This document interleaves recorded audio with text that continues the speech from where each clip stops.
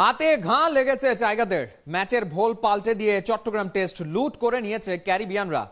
টাইগারদের ফিরে আসার মঞ্চ হোম অফ ক্রিকেট। কৌশল বদলে একাদশে পরিবর্তন এনে অতিথিদের একটা মোক্ষম জবাব দিতে চায় মুমিনুলের দল। মুস্তাফিজকে বসিয়ে দেওয়া হচ্ছে, রাহি হাতে নেবেন নতুন বল। তবে আর এক পেসারকে, সে প্রশ্নের উত্তর মেলেনি। রিয়াসাত আজিমের প্রিভিউ রিপোর্ট। ক্রিকেটের সৌন্দর্য তার অনিশ্চয়তায়। ফরম্যাটটা যদি হয় টেস্ট, তবে তা বেড়ে যায় বহু গুণ। সিরিজ শুরুর আগে যেই বাংলাদেশ সব পরিসংখ্যানে ছিল উইন্ডিজের চেয়ে যোজন এগিয়ে, এক চট্টগ্রাম টেস্ট হারে পাল্টে গেছে পাশার দান। ব্যর্থতা ঢাকার মঞ্চ ঢাকা টেস্ট, যে যুদ্ধে মুমিনুল হকের দল নামবে অনেকটা ভাঙাচোরা আত্মবিশ্বাস আর একাদশ নিয়ে। ইনজুরিতে সাকিব সাদমানের হঠাৎ প্রস্থান দায়িত্ব বাড়িয়েছে। নিজের ছায়া হয়ে থাকা তামিম ইকবাল মিরপুর রাঙাতে যান আরও একবার। এই মাঠে হাজার রানে দেখা পাওয়া তিন ক্রিকেটারের একজন খান সাহেব। 2 সেঞ্চুরির একটা আবার 150 পেরুনো। তবে চাপকে উড়িয়ে দেওয়ার সুযোগ কোথায়? তিক্ত হারের সাথে সাকিবের না থাকার চাপ পাহাড় সম। সাকিব আল হাসান নাই, টিমটা চলবে না, যে পৃথিবী চলবে না অথবা বাংলাদেশ চলবে না, এটাও না। দেখেন এর আগেও সাকিব ভাই ছিলেন না, তখন কিন্তু বাংলাদেশ টিম চলেছে, মানে খেলেছে, ভালো খেলেছে ম্যাচ। যখনই খেলবেন তখন আপনি যখন ম্যাচ হারবেন, মানে টিম যখন রেজাল্ট করবে তখন কিন্তু অবশ্যই একটা প্রেশার থাকে। তো ওই হিসেবে চিন্তা করে অবশ্যই প্রেশার আছে। টেস্ট দলে সৌম্যের প্রথম অনুশীলন পেয়ে চাপে পড়া দলকে উদ্ধারে ডাক পাওয়া তো আর প্রথমবার নয়। বাঁহাতি ব্যাটসম্যানের জায়গা হতে পারে ওপেনিংয়ে, 6 নম্বরে তাহলে কে? টিম ম্যানেজমেন্টের পরিকল্পনায় মোহাম্মদ মিঠুন আর ইয়াসির রাব্বির একজন। 7 ব্যাটসম্যানের একাদশেই 2 পেসার খেলানোর পরিকল্পনা মোটামুটি স্থির। স্পিন ডিপার্টমেন্টে ভরসা মিরাজ তাইজুলে।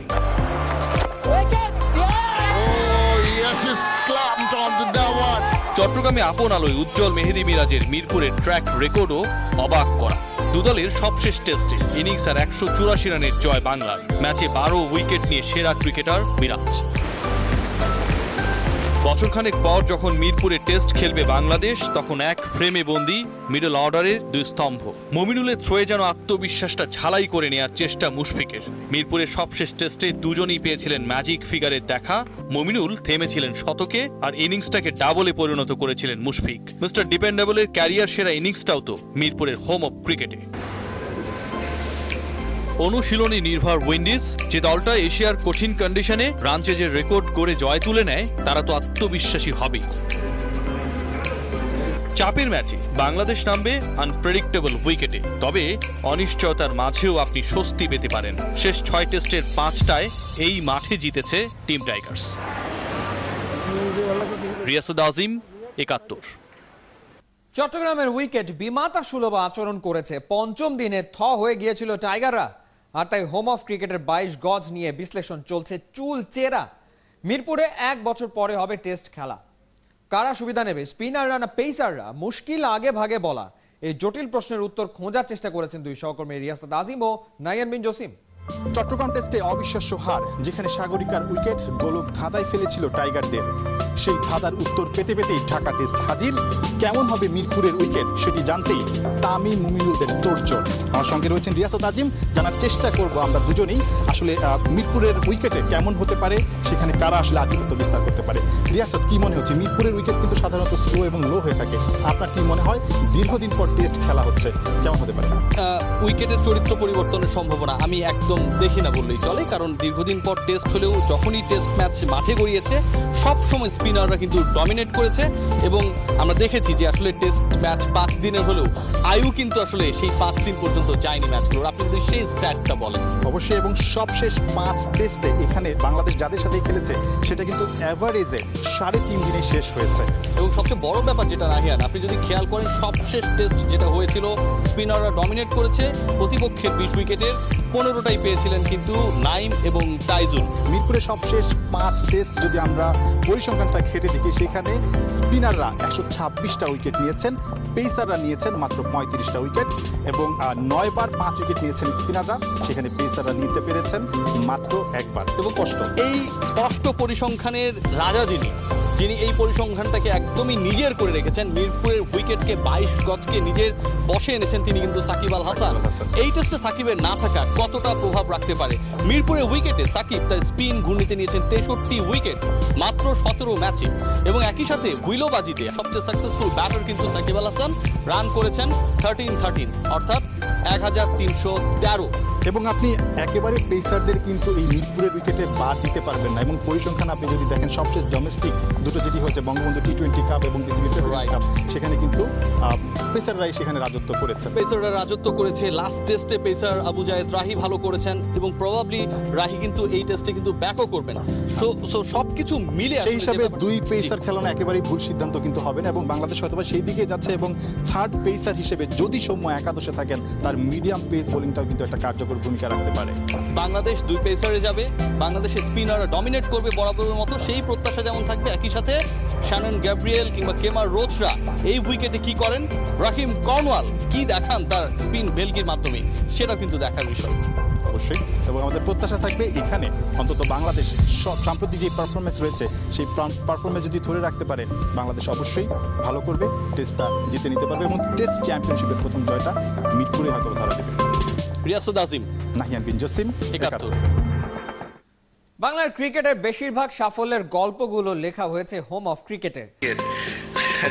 এটা সে উত্তর দিতে পারবে। আমরা জানি যে টস হারলে বোলিং টিম একটু অ্যাডভান্টেজ পাবে, বাট এত অ্যাডভান্টেজ পাবে এরকম গুড লেন্থ বল মাথার উপর দিয়ে চলে যাবে, স্পিন মানে লাইক অস্ট্রেলিয়ার সাথে টেস্ট ম্যাচে যেমন হচ্ছিল, সাদা বলে এরকম হচ্ছে। সো এটা আসলে ভেরি ডিফিকাল্ট। নারীর মন বোঝা নাকি কঠিন, তার থেকে কঠিন তো মিরপুরের উইকেট বোঝা।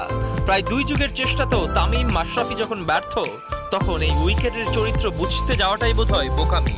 তবে নিজেদের সঙ্গে কমই বিদ্রোহ করেছে শেরবাংলার উইকেট।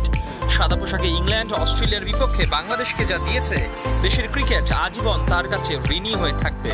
ইংলিশদের 3 আর অস্ট্রেলিয়ার বিপক্ষে 4 দিনেই টেস্ট জয়। মাঠ নিয়ে আলোচনা একটু বেশি, কারণ চট্টগ্রামে শেষ দিনে বোলারদের যে পরিমাণে সহায়তা পাওয়ার কথা, উইকেট তা দেয়নি, ম্যাচটাই হাতছাড়া। পরের টেস্টে মিরপুরের অপেক্ষা কি নিয়ে? বাংলাদেশ কি এখানে খাবি খাবে নাকি ঘুরে দাঁড়াতে পারবে? ইতিহাস ঘরের ছেলেদের পক্ষেই বলছে। হোম অফ ক্রিকেটে এখন পর্যন্ত বাংলাদেশ 20 টেস্ট খেলে 6টা জিতেছে, অর্থাৎ মোট জেতা 10 ম্যাচের 60%ই জয় এসেছে এখানে। এই 20 টেস্ট থেকে প্রায় 10,000 রান করেছেন বাংলাদেশি ব্যাটসম্যানরা। আসার জায়গা আরও 2018-তে শ্রীলঙ্কা টেস্ট বাদ দিলে শেষ 5 ম্যাচের সবগুলো জিতেছে টাইগাররা, তার মধ্যে শেষ 2টা তো ইনিংস ব্যবধানে। মিরপুরে আগে ব্যাট করাটাই শ্রেয়, কেননা প্রথম আর দ্বিতীয় ইনিংসের তুলনায় তৃতীয় আর চতুর্থ ইনিংসে রান উঠেছে অনেক কম। পরে ব্যাট করা দল জেতার তালিকাতেও বেশ পিছিয়ে। তবে দ্বিতীয় টেস্টে মাঠের রাজাকে মিস করবে মিরপুর। সাকিবের ব্যাটেই যে সবচেয়ে বেশি রান দিয়েছে, তালিকায় পরের দিকে থাকা মুশফিক, তামিম, মুমিনুলরাও আশা বাঁচিয়ে রাখছে। বল হাতেও সাকিবকেই পছন্দ, বিশেষ করে স্পিনাররাই ছড়ি ঘোরান। টেস্টে তাই সেরা 3 বোলারের 3 জনই স্পিনার। ইতিহাসকে সাক্ষী করলে মিরপুরে টাইগারদের ঘুরে দাঁড়ানোর কথাই বলছে। তাহলে একটা আক্ষেপ তো মিটবে, অন্তত টেস্ট চ্যাম্পিয়নশিপে পয়েন্ট তালিকায় নাম তো আসবে। দেশম সবুজ, 71। টেস্ট ক্রিকেট বড্ড কঠিন খেলা, সহজ না সাফল্য পাওয়া। হাতুরু সিং এর পরামর্শ মেনে স্পিন বান্ধব উইকেট বানিয়ে সাফল্য পেলেও ইদানিং ফাটকাটা কাজে লাগছে না। স্পিনাররা খুব একটা জুত করতে পারছে না, কিন্তু কেন? দেশের খ্যাতিমান ক্রিকেট মাস্টার নাজমুল আবেদিন ফাহিমের মতে বিরাট ঘাটতি স্পিনারদের বোলিং বৈচিত্র্যে। একই বোলিং সবার ঘুরে ফিরে। মাদি হাসানের report. What is Shakib Al Hasan? তার থেকে অন্য বোলাররা খুব খারাপ? কটা উইকেট পেয়েছে এই ম্যাচে? সাকিব নিজেই নিশ্চয়ই চান তাকে ছাপিয়ে যাওয়া অসংখ্য সাকিব আসুক বা হোক অনুজরা। স্পিন বোলিং এ সাকিব আল হাসানের ধারে কাছে অবস্থান করে না অন্য কেউ, বাস্তবতাই বলছে এমন কথা। সাবেক ক্রিকেটার রকিবুলের সমালোচিত বক্তব্যের সূত্র ধরতে গিয়ে সামনে এসে যায় আরো কিছু নগ্ন সত্য। তাইজুল ইসলাম বাংলাদেশের ক্রিকেট ইতিহাসের অন্যতম সেরা লেফট আর্ম স্পিনার যাকে বলা হয়, তার ক্যারিয়ারের 118 উইকেটের মাত্র 21টা বিদেশের মাটিতে। সাকিব যেখানে প্রায় 31 রান খরচায় একটা উইকেট নেন, তাইজুল প্রায় দ্বিগুণ। একই অবস্থা সম্ভাবনার গান গাওয়া মেহেদী হাসান মিরাজের।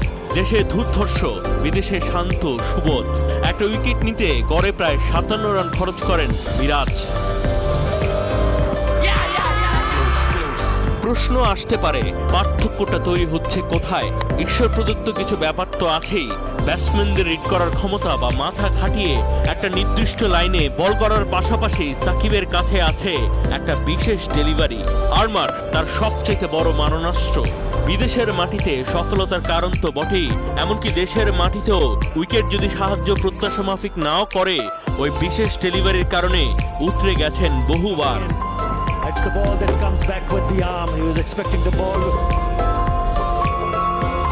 এখনো শিখছে আন্তর্জাতিক ক্রিকেটে নতুন যে ছেলেটা, নাইমের কথা না হয় তোলাই থাক, সাকিবের মতো মেহেদী হাসান মিরাজ বা তাইজুল ইসলাম তাদের বিশেষ কোনো অস্ত্র কোথায়? এখন অব্দি 3 বার অ্যাকশন পরিবর্তন করা তাইজুলের বোলিং এর অনেকটাই নির্ভর করে উইকেটের কাছ থেকে সহযোগিতা পাওয়া যাচ্ছে কিনা।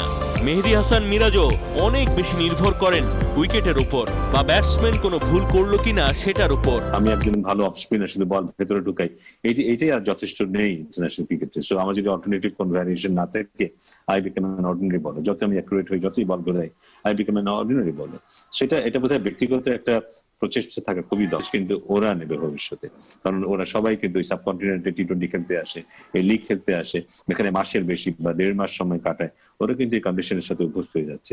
চট্টগ্রাম টেস্টের পর ঢাকায় হয়তো সত্যি দারুণভাবে প্রত্যাবর্তন করবে বাংলাদেশ। ফলাফল ইতিবাচক বা নেতিবাচক, সেটার কেন্দ্রে থামলেই যে হচ্ছে না। ঘুরে দাঁড়ানোর পাশাপাশি ভবিষ্যতে লাল সবুজের টেস্ট ক্রিকেটের আয়নাতে যে প্রশ্নগুলো লেপ্টে আছে, সেগুলোর সমাধান করাও যে বড্ড জরুরি। মাহদী হাসান, ৭১। ভুলের খেসারত কত বড় হয় টাইগাররা দেখেছে সাগরিকায়, আর এই ভুলের পুনরাবৃত্তি দেখতে দেখতে ক্লান্ত বিসিবি সভাপতি। ঢাকা টেস্টে বিশুদ্ধ ক্রিকেট দেখতে চান নাজমুল হাসান পাপন। দফায় দফায় কর্তাদের সাথে বৈঠক করেছেন, ঠিক করেছেন করণীয়। উঠেছে করোনার টিকা প্রসঙ্গ। বিসিবি বস জানিয়েছেন সিরিজ শেষেই টিকা পাবে ক্রিকেটাররা। প্লেয়ারদের সাথে কথা বলে ডেটটা ঠিক করব যে কবে। আমরা জায়গাটাও ঠিক করে ফেলেছি, লিস্টটাও তৈরি আছে আমাদের কাছে। এখন খালি কবে করব সেটাই আমাদের একটা অপশন আছে, যে 15 তারিখে খেলা শেষ হওয়ার আগে তো আর হচ্ছে না।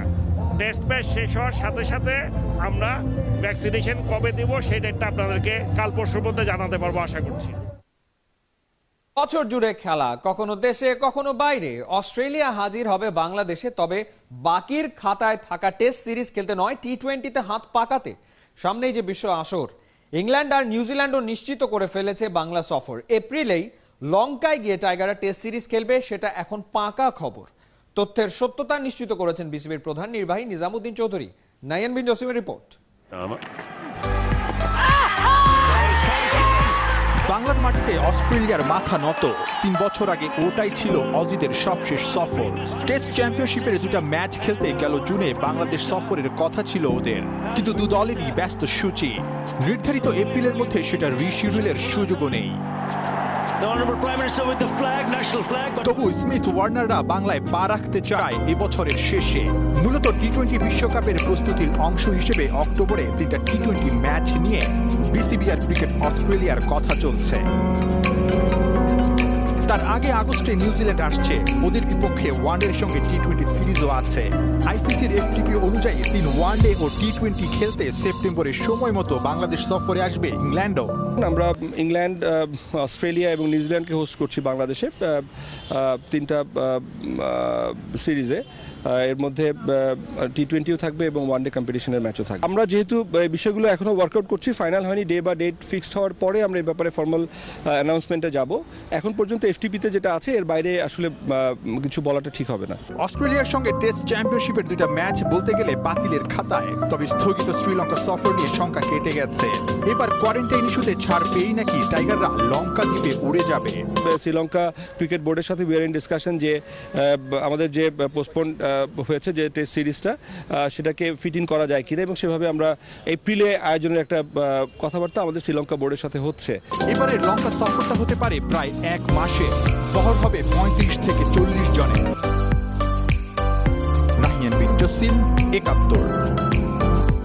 আবারও ক্রীড়াঙ্গনে ভোটের আমেজ। দীর্ঘদিন ভোট না হওয়া মোহামেডান ক্লাবে হবে নির্বাচন। ধুঁকতে থাকা ক্লাবটার রুগ্ন দশা কাটাতে দায়িত্ব নেবেন একজন চেয়ারম্যান আর 16 পরিচালক। ক্লাবটার ভাগ্য নির্ধারণ করবেন 331 ভোটার।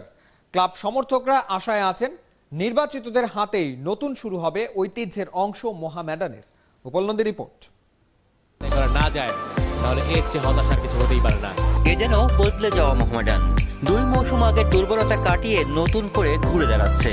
জানুয়ারিতে কুমিল্লার মাটিতে ঢাকা আবাহনীর বিপক্ষে 2-2 গোলের ড্রটা সাদা কালোদের জন্য বিজয়ের সমান। ওই ম্যাচটাই প্রমাণ করে ফুটবল মাঠে নিজেদের ঐতিহ্য ফিরে পাচ্ছে মোহামেডান। মাঠের খেলা ঠিকঠাক রাখতে হলে দরকার দক্ষ একটা ক্লাব ম্যানেজমেন্ট। এবারে সেই পথেই হাঁটছে দেশের ঐতিহ্যবাহী ক্লাবটা। সাদা কালোদের ইন্ডিপেন্ডেন্ট চেয়ারম্যান জানিয়ে দিয়েছেন মার্চের 6 তারিখ হবে ক্লাব নির্বাচন। কমিটির যাকে সভাপতি করা হয়েছে, নির্বাচন হওয়ার কথা ছিল গত এপ্রিলে, তবে করোনার কারণে আটকে গিয়েছিল ভোটাভুটি। এর মধ্যেই মোহামেডানের কিছু স্বপ্নবাজ মানুষদের সাথে ক্লাব কার্যক্রম চালিয়ে নিয়েছেন ইন্ডিপেন্ডেন্ট চেয়ারম্যান। ফুটবল এইবার কিন্তু ভালো করছে লিগে। আমরা কিন্তু নিজেরাই খেলা দেখতে গিয়েছিলাম। আমরা কুমিল্লাতে আবাহনী মন্ডলের খেলা দেখছি। আমরা ক্লাবের সব পরিচালকদের অধিকাংশ আমরা গিয়েছিলাম, আমরা ওইখানে বসে খেলা উপভোগ করেছি। তো আমার মনে হয় ক্লাবটা ভালোই চলছে। আমার কাছে মনে হচ্ছে যে ওনারা আন্তরিক, ওনারা চাচ্ছেন যে ক্লাবটা একটা সুদিন ফিরিয়ে আনার জন্য, এবং তার জন্য তারা প্রচেষ্টা চালাচ্ছেন। নির্বাচনী তফসিল মতে 22 ফেব্রুয়ারি থেকে শুরু হচ্ছে মোহামেডানের নির্বাচনী কার্যক্রম। মনোনয়নপত্র বিক্রয় ও দাখিল শেষ হচ্ছে 1 মার্চের মধ্যে। 3 থেকে 6 মার্চই সবচেয়ে বেশি গুরুত্বপূর্ণ দিন। এ সময়ের মধ্যে চূড়ান্ত তালিকা প্রকাশ, নির্বাচন অনুষ্ঠান। নতুন আর পুরনো মিলিয়ে 2021 মোহামেডান নির্বাচনে ভোট দেবেন 331 জন মেম্বার। ভোটার থেকে শুরু করে প্রার্থীরা সবই হবে ক্লাবের সদস্যদের মধ্যেই। তফসিলের সাথে আমরা যে স্থায়ী ভোটার তালিকা প্রকাশ করেছি, যদি কারো কোনো ভোটারের মধ্যে কোনো অভিযোগ থাকে, সেটা আমরা কেউ যদি অভিযোগ করেন আমরা সেটা আমলে নেব। মোহামেডান ক্লাবের গঠনতন্ত্র এবং আইনগত কারণে তাদেরকে ভোটার বা প্রার্থী করার যোগ্য হবে কিনা আমরা সেখানে বিবেচনা করব। ক্যাসিনো কাণ্ডের আগ পর্যন্ত নানা কারণে মোহামেডান থেকে দূরে ছিলেন ক্লাবের অনেক পোড় খাওয়া কর্মকর্তারা। তবে সময় পাল্টে গেছে, অপেক্ষা এখন নতুন কমিটির। নির্বাচনের মাধ্যমে নিজেদের দায়িত্ব নিতে চাবে তারা আসবে, কিন্তু সবচেয়ে প্রথমত যে প্রতি বছরে একটা এজিএম হওয়া দরকার। সেই জন্যই আমরা মনে করি যদি অ্যানুয়াল জেনারেল মিটিংগুলো স্বচ্ছভাবে প্রতি বছর হয়, তাহলে ক্লাবটা স্বচ্ছভাবে সামনের দিকে আগাতে পারবে, এবং সেই পরিকল্পনায় এখন বর্তমানে এটা আগাচ্ছে। দেশের ঐতিহ্যবাহী ক্লাব ঢাকা মোহামেডান, সবার চাওয়া দ্রুত ফিরুক আগের চেহারায়, সাফল্য আসুক ঘন ঘন, ক্লাব প্রাঙ্গণ জমে উঠুক নতুন কমিটির একঝাঁক দক্ষ সংগঠকে। উপল নন্দী, 71, ঢাকা। যেভাবেই হোক হাত ছাড়া মাঠের দখল নেবে ঢাকা দক্ষিণ সিটি কর্পোরেশন। সে লক্ষ্যে ওয়ার্ডে ওয়ার্ডে খেলার আয়োজন করেছে কাউন্সিলররা। আন্তঃওয়ার্ড টুর্নামেন্টের শুরুর ক্ষণে হাজির হলেন 2 ভুবনের 2 বাসিন্দা, নাজমুল হাসান পাপন আর কাজী সালাউদ্দিন। মেয়র মহোদয় বললেন লক্ষ্য একটাই, ধীরে ধীরে খেলা বান্ধব এক শহর হবে ঢাকা। অর্ণবাবী রিপোর্ট। এই ছবিটার মূল্য কত? দাম দিয়ে হয়তো কেনাই যাবে না। দেশের সবচেয়ে জনপ্রিয় 2 খেলা ক্রিকেট, ফুটবলটা যাদের কাঁধে সেই 2 কাণ্ডারি পাশাপাশি দাঁড়িয়ে একই মঞ্চে। এই মুহূর্তটাকে কে কবে দেখেছে মনে করতে স্মৃতি হাতড়াতে হবে।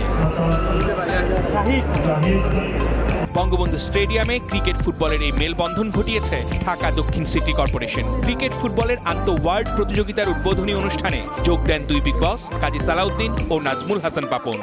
মাসব্যাপী চলবে এই আয়োজন। ঢাকা উত্তর হোক কিংবা দক্ষিণ, অনেকেই মেয়রের আসনে বসেছেন, কিন্তু খেলাধুলা নিয়ে এরকম কিন্তু তার আগে কখনো কাউকে নিতে দেখা যায়নি। ক্রিকেট এবং ফুটবল ঢাকা দক্ষিণের প্রত্যেকটা ওয়ার্ডকে সাথে নিয়ে যে শুরুটা করলেন উনি হলেন ফজলেনুর তাপস। আপনার কাছে জানতে চাইবো যে এই যে খেলাধুলার প্রতি অন্তর্প্রাণ বা খেলাধুলা এই বিষয়টা কি মনে হলো যে আপনার এরকম টুর্নামেন্ট করা উচিত? ফুটবল ও ক্রিকেট দিয়ে আরম্ভ করতে পেরেছি, এর পরবর্তীতে আমরা আরও 3টি খেলা এটার সাথে সংযোজন করব। আমরা ব্যাডমিন্টন, বাস্কেটবল এবং আমাদের জাতীয় খেলা কাবাডি আমরা সংযোজন করব। আমরা চাই আমাদের সন্তানদেরকে আমরা খেলায় ফিরিয়ে আনতে চাই, মাঠে ফিরিয়ে আনতে চাই। ঢাকার দক্ষিণ সিটি কর্পোরেশন আসলে চাইলে পারে কিনা কোনো একাডেমি বা অসচ্ছল যারা খেলোয়াড় আছে তাদের জন্য বিশেষ কোনো ইনিশিয়েটিভ নিতে? আমরা চাইব ভবিষ্যতে যে এটাকে আরও একটি আনুষ্ঠানিক প্রাতিষ্ঠানিক রূপ দেওয়া। নাজমুল হাসান পাপন এবং কাজী সালাউদ্দিন দুইজনেই একই মঞ্চে ছিলেন এবং সেটা আপনার জন্যই সম্ভব হয়েছে। ক্রিকেট ফুটবল সমান তালে এগিয়ে যাবে, সেটা কিভাবে সম্ভব? আমি তাদের প্রতি কৃতজ্ঞতা জানাই এবং আমি আশাবাদী যে তারাও এখান থেকে ভবিষ্যতে জাতীয় পর্যায়ের খেলোয়াড় তারা খুঁজে পাবে। 75 ওয়ার্ডের ফুটবল খেলবে 63 দল, ক্রিকেটে 64। গোটা টুর্নামেন্ট হবে নকআউট পদ্ধতিতে। অর্ণব পাপি, 71।